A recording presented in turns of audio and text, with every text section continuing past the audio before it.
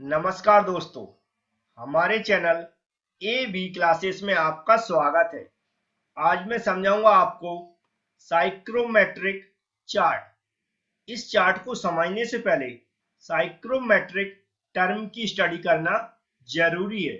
यदि अभी तक आपने साइक्रोमेट्रिक टर्म की स्टडी नहीं की है तो मैंने उसके लिए कुछ वीडियो डाल रखे हैं। यदि आप वह देखना चाहते हैं तो आरएसी के नाम से हमने एक प्लेलिस्ट बना रखी है, उसमें जाकर आप साइक्रोमेट्रिक टर्म की स्टडी कर सकते हैं। अब मैं स्टार्ट कर रहा हूं आज का वीडियो। सबसे पहले समझेंगे साइक्रोमेट्रिक चार्ट का क्या उपयोग है, इसके अंदर हम क्या देखते हैं। तो आपको सिर्फ ध्यान से सुनते जाना है। जो भी हमारी एटमॉस्फेरिक एयर होती है उसकी प्रॉपर्टीज की स्टडी करने के लिए हम करते हैं साइक्रोमेट्रिक चार्ट का उपयोग। समझ में आ गया? जो हमारी एटमॉस्फेरिक एयर होती है उसकी प्रॉपर्टीज की स्टडी करने के लिए हम यूज करते हैं साइक्रोमेट्रिक चार्ट। जैसे कि जब हम एयर कंडीशनिंग करते हैं, क्या करते हैं? जब हम एयर कंडीशनिंग करते हैं तो हमारी एयर की प्रॉपर्टीज में परिवर्तन होता है। तो एयर कंडीशनिंग करने के बाद एक्चुअल में जो हमारी एयर की प्रॉपर्टीज में परिवर्तन हुआ, उस परिवर्तन को इस चार्ट के अंदर हम देख सकते हैं। समझ में आ गया होगा आपको? एयर कंडीशनिंग के पहले हमारी एयर की प्रॉपर्टीज क्या थी वह भी हम इसके अंदर देख सकते हैं, और एयर कंडीशनिंग करने के बाद जो हमारी एयर की प्रॉपर्टीज में परिवर्तन हुआ वह भी हम क्या कर सकते हैं, इस चार्ट के अंदर देख सकते हैं कि एक्चुअल में क्या परिवर्तन आया एयर कंडीशनिंग करने के बाद। ये तो हो गया नॉर्मल हम साइक्रोमेट्रिक चार्ट का क्या उपयोग होता है। अब हम बात कर रहे हैं इस टॉपिक की आज जो मैं आज समझाने वाला था, क्योंकि आज का जो मैं टॉपिक लिया हुआ है सिर्फ थ्योरी एग्जाम के पर्पज से लिया है। ये थ्योरी एग्जाम में जो क्वेश्चन पूछा जाता है नॉर्मल आता है, साइक्रोमेट्रिक चार्ट को एक्सप्लेन करिए। तो हमें एक्सप्लेन कैसे करना है इसको आप ध्यान से सुने। सबसे पहले हमें क्या करना है, यहाँ पर जो डेफिनेशन लिखी हुई है इस डेफिनेशन को लिखना है। इसके बाद इस डायग्राम को बनाना है। ये डायग्राम जैसा आपको दिख रहा है वैसा ही बनाना है। इसको मैं थोड़ा बड़ा करके दिखा दूंगा जिससे आप इसको साफ सुथरा अच्छे से बना सके। और हमें क्या करना है, यहाँ पर जितनी भी लाइनें दिख रही हैं आपको, इन लाइनों को एक्सप्लेन करना है कि किस लाइन का क्या मतलब है और एक कौन सी लाइन क्या कौन से टर्म को शो कराती है। तो चलते हैं हम इसको बड़ा करके डायग्राम को, हर एक लाइन को समझने की कोशिश करते हैं जिससे आप इसको एक्सप्लेन कर सकें। अब आपको साफ सुथरा डायग्राम दिख रहा होगा। सबसे पहले हम बात करेंगे ड्राई वाल्व टेम्परेचर की। जो नीचे लिखा हुआ है ड्राई वाल्व टेम्परेचर लिखा हुआ है, ठीक है। यहाँ पर इसकी जो लाइनें दिख रही होंगी, सबसे पहले इसकी ड्राई वाल्व टेम्परेचर की स्केल देखेंगे। तो यहाँ पर जो आपको रेड कलर की हॉरिजॉन्टल लाइन पूरी दिख रही होगी, जिसके अंदर -6 से 45 तक की स्केल के जो पैरामीटर है वह शो कराए गए हैं, यह होती है ड्राई वाल्व टेम्परेचर की स्केल। और इसकी जो लाइनें रहती है वह कैसी रहती है, सीधी एकदम वर्टिकल रहती है। जो यहाँ पर रेड कलर की इस 5 पे एक बनी हुई है, 10 पर बनी हुई है और 15 पे सीधी वर्टिकल लाइन बनी हुई है, 20 बनी हुई है, इस तरह आप देख रहे होंगे 40 तक सीधी सीधी लाइनें बनी हुई है। ये किसकी ड्राई वाल्व टेम्परेचर की लाइन है। ड्राई वाल्व टेम्परेचर आप सभी लोग जानते होंगे, जो भी हमारा नॉर्मल थर्मोमीटर होता है उसके द्वारा जो लिया गया टेम्परेचर है वह क्या होता है, ड्राई वाल्व टेम्परेचर होता है। तो ये जो लाइनें होती है इनकी विशेषता होती है, ये कैसे इक्वल डिवाइड रहती है। जैसे कि 6 से 5 है, यह इक्वल डिस्टेंस होगी, आगे भी इक्वल होगी और ये भी इक्वल होगी। इस तरह इक्वल डिस्टेंस पर ये लाइनें बनी रहती है। इन लाइनों के थ्रू हम क्या चेक कर सकते हैं, ड्राई वाल्व टेम्परेचर को। यहाँ पर अगर हमें नोट करना है न्यूमेरिकल पर्पज से तो इन लाइनों के थ्रू हम क्या कर सकते हैं, ड्राई वाल्व टेम्परेचर की स्केल को नोट कर सकते हैं।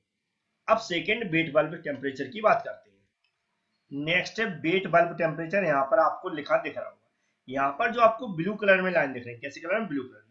सारी कैसी दिख रही है, इंक्लाइन लाइन दिख रही है। जैसे कि हम यहाँ पर एरो चला रहे हैं, इंक्लाइन लाइन दिख रही है। ये सारी लाइन जो इंक्लाइंड ब्लू कलर में बनी हुई है, ये किसकी लाइन है, वेट बल्ब टेम्परेचर की लाइन है। यह इक्वल डिवाइड नहीं रहती। जैसे कि देख रहे हैं यहाँ पर इन दोनों लाइनों का स्पेस कम है, फिर इन दोनों लाइनों का स्पेस ज्यादा है, इस तरह दिख रहा है। कहीं इन दोनों लाइनों का देखेंगे तो बहुत ज्यादा स्पेस है। तो जो वेट बल्ब टेम्परेचर की लाइनें होती हैं जो कैसी होती हैं, तिरछी होती हैं और यह इक्वल डिस्टेंस पे डिवाइड नहीं होती है। इसके अलावा इसकी रीडिंग कहाँ पर देखते हैं, तो जो हमारा सेचुरेशन कर्व है, देखो लिखा हुआ है सेचुरेशन कर्व। ये जो कर्व बना हुआ पूरा, जहां पर हमें एरो चलाया है लास्ट में पूरा बना हुआ है ऐसा पैराबोलिक, इस पर क्या जो स्केल बनी जाती है उसके थ्रू हम देखते हैं क्या, वेट बल्ब टेम्परेचर की स्केल। वेट बल्ब टेम्परेचर आप सभी लोग जानते होंगे, जो हमारा नॉर्मल थर्मोमीटर होता है, अगर उसके कॉर्नर पे हम गीला कपड़ा बांध लें तो उसमें से जो एयर गुजरेंगी उसके बाद जो टेम्परेचर शो कराएगा वह क्या होता है, वेट बल्ब टेम्परेचर। तो ये भी आप अच्छे से एक्सप्लेन कर लेंगे कि वेट बल्ब टेम्परेचर की लाइनें कौन सी होती हैं, इसकी स्केल कहाँ पर देखते हैं, ड्राई बल्ब टेम्परेचर की लाइनें कौन सी होती हैं, इसकी स्केल कहाँ पर देखते हैं। अब बात करते हैं हम इसकी कौन सी, जो हमारी स्पेसिफिक ह्यूमिडिटी वाली लाइन है उसकी बात कर लेते हैं। तो आप देख सकते हैं यहाँ पर लिखा है स्पेसिफिक ह्यूमिडिटी, ठीक है। इसकी यहाँ पर 0 से लगभग कितना 30 ग्राम पर केजी क्या रहती है, यहाँ पर डिवाइड रहती है स्केल, यहाँ से 0 से 30 ग्राम पर केजी। तो यहाँ पर जो स्केल ऑलरेडी बनी रहती है, यहाँ पर बनी नहीं है, लेकिन जब बड़ा हमारा चार्ट मिलेगा आपको जहाँ वैल्यू देखते हैं वहां पर ये स्पेसिफिक ह्यूमिडिटी की वैल्यू कहाँ, इस हॉरिजॉन्टल सॉरी इस पूरी वर्टिकल लाइन पे बनी होगी, 0 से कितनी तक 30 ग्राम पर केजी तक, ठीक है। अब यहाँ पर इसकी लाइनें कैसे देखते हो, तो यहाँ पर जो ग्रीन कलर की हमने हॉरिजॉन्टल लाइनें डाली हुई एक दूसरे की कैसी समांतर होती हैं और इक्वल डिस्टेंस पे क्या रहती है, बनी रहती है। तो ये ग्रीन कलर की आपको हॉरिजॉन्टल लाइनें देख रहे हैं, ये पूरी बनी हुई है, किसकी लाइन है, स्पेसिफिक ह्यूमिडिटी। ये लाइनें भी आपको समझ में आ गई होंगी। अब नेक्स्ट लाइन की बात करते हैं। अब यहाँ पर आपको कुछ ब्लैक कलर में एकदम कर्व टाइप की लाइनें दिख रही होंगी, ये सैचुरेशन कर्व है, इसी की समानता है यहाँ पर दिख रही होंगी, ये वाली जो जा रही ब्लैक कलर में, ये होती है हमारी जो हमारी रिलेटिव ह्यूमिडिटी है उसकी लाइन रहती है, किसकी रहती है, रिलेटिव ह्यूमिडिटी। ये देख रही होंगी आपको, ये दो ये बनी हुई है, यहाँ पर ये बनी हुई, ये रिलेटिव ह्यूमिडिटी की लाइन है। लेकिन याद रखें रिलेटिव ह्यूमिडिटी की लाइनों पर क्या रहता है, परसेंटेज में ह्यूमिडिटी शो रहती है, किसमें, परसेंटेज में। परसेंटेज में हम इन लाइनों के थ्रू रिलेटिव ह्यूमिडिटी देख सकते हैं, कितने परसेंटेज, जो डाटा दिया रहता है उसके अकॉर्डिंग जब हमें रिलेटिव ह्यूमिडिटी की वैल्यू फाइंड आउट करनी होती है, इन जो कर्व लाइनें बनी हुई है इनके थ्रू देखते हैं। एक्चुअल में जो हमारा चार्ट होगा उसके अंदर परसेंटेज में शो कराई गई होगी रिलेटिव ह्यूमिडिटी। तो आपको याद रहेगा जो कर्व बने हुए हैं ब्लैक कलर में, ये सब किसकी है, रिलेटिव ह्यूमिडिटी की लाइन है। अब बहुत सारे और भी जैसे स्केलें बनी हुई है, एंथैल्पी की स्केल है, वेपर प्रेशर की स्केल है, सेंसिबल हीट फैक्टर, इनको भी समझ लेते हैं। इसके अलावा आपको यहाँ पर कुछ लाइट कलर में यहाँ पर एक लाइन दिख रही है, जहाँ देखा लिखा हुआ है स्पेसिफिक वॉल्यूम क्यूबिक मीटर पर केजी। तो ये स्पेसिफिक वॉल्यूम की लाइनें होती हैं, जहाँ पर मैं एरो चला रहा हूँ, ये आपको दिख रही होंगी, थोड़ा लाइट ब्लू ये दिख रहा होगा, ये इस तरह की जो लाइनें बनी हुई ये किसकी है, स्पेसिफिक वॉल्यूम की लाइन, ठीक है। ये तो हो गई चार्ट के अंदर की बात। अब हम बात करते हैं बाहर की। तो इस चार्ट के बाहर कुछ एंथैल्पी की स्केल रहती है, जो कि आपको इस तरह की दिख रही होगी, जो कि आपको ऐसे ही बनाना है इसको। इस पे हम एंथैल्पी की जो टोटल हीट होती है उसको यहाँ से हम नोट कर सकते हैं। तो एंथैल्पी की जो लाइन रहती है वह कहाँ रहती है, बाहर बनी रहती है पूरी इसकी। इस तरह इसमें एक वर्टिकल लाइन बनी रहती है, ये भी कहाँ रहती है, चार्ट के बाहर ही रहती है, वेपर प्रेशर की, जिसको हम mm/hg में नोट कर सकते हैं। तो ये भी हमारी लाइन कहाँ रहती है, बाहर रहती है, ठीक है। तो इन सभी लाइनों के बारे में थोड़ा थोड़ा एक्सप्लेन करने का तरीका यही होता है कि ये लाइन कैसी बनी हुई है, इससे हम क्या मेजर कर सकते हैं। जैसे कि एंथैल्पी की आपको दिख रही होगी, ये आपको कैसी बनी हुई है, जैसे कि आपको दिख रही है कर्व है, लेकिन जो अंदर की लाइन है उससे इसको शो कराया जाता है। जैसे कि यहाँ पर इसकी स्केल कैसी बनी हुई है, जैसे ये पूरी कहाँ वर्टिकल स्केल बनी हुई है, और ये कैसी एक दूसरे, जैसे कि देखो ये स्केल बनी है तो इसके समांतर ही दूसरी स्केल है, तो इसके समांतर ही तीसरी स्केल है। तो मतलब सारी स्केलें कैसी बनी जाती है, एक दूसरे के समानांतर बनी जाती है। लास्ट में देखेंगे एक सेंसिबल हीट फैक्टर बना रहता है, यहाँ पर आपको बाहर बना हुआ मिल जाएगा। इस तरह का ये चार्ट होता है, इसकी आपको स्टडी करने का तरीका मैंने बता दिया। आपको नॉर्मल सबसे पहले क्या करना है कि हेडिंग डालना है, जिसमें लिखना है dry bulb temperature. Dry bulb temperature की डायग्राम तो बनाना आ जाएगा आपको, मैंने बहुत बड़ा करके साफ सुथरा दिखा दिया है।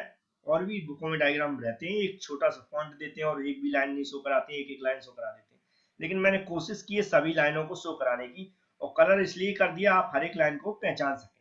मैंने बता दिया। अब सबसे पहले लिखने का तरीका होता है, आपको ड्राई बल्ब टेम्परेचर की हेडिंग डालना है और सिर्फ हमें क्या बता देना है कि इसमें कौन सी लाइन है ड्राई बल्ब टेम्परेचर। जैसे एक एग्जांपल के रूप में आपको बताना है कि जो नीचे बेस लाइन है वह ड्राई बल्ब टेम्परेचर की स्केल है, उसमें जो स्केल शो कराई गई है -6 से कितनी है 45 तक, ठीक है। इसकी जो लाइनें रहती हैं कौन सी, जो टोटल वर्टिकल लाइनें रहती हैं वह किसकी रहती हैं, ड्राई बल्ब टेम्परेचर की रहती हैं, और यह इक्वल स्पेस पर जमी हुई रहती है, ठीक है।